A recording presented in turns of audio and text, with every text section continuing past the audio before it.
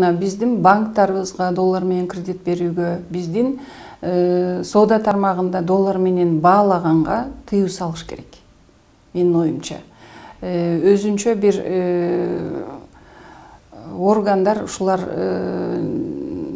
элдин баягы кызыгып бардык бааларды кайсы деңгээлде кармап туруш керек деген бир орусча айтканда золотая серединасын таап туруп, ошол жерге чек коюш керек дагы, ошону көзөмөлдөп туруш керек.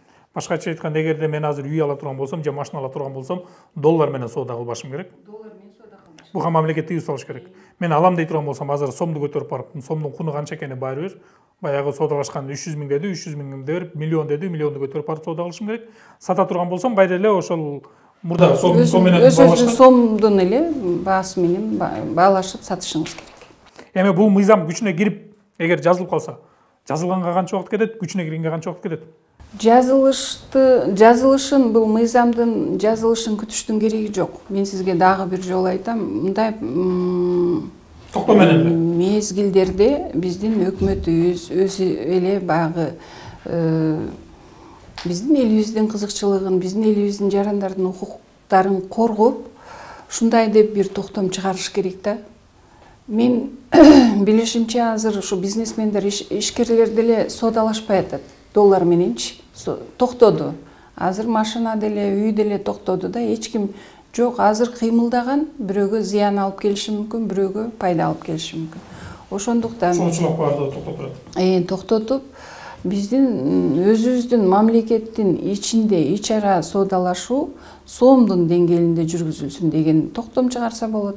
Эл аралык сооданы кантсек болот? Эл аралык сооданы эми аны да өкмөттүн өзүнүн баягы аналитиктери бар.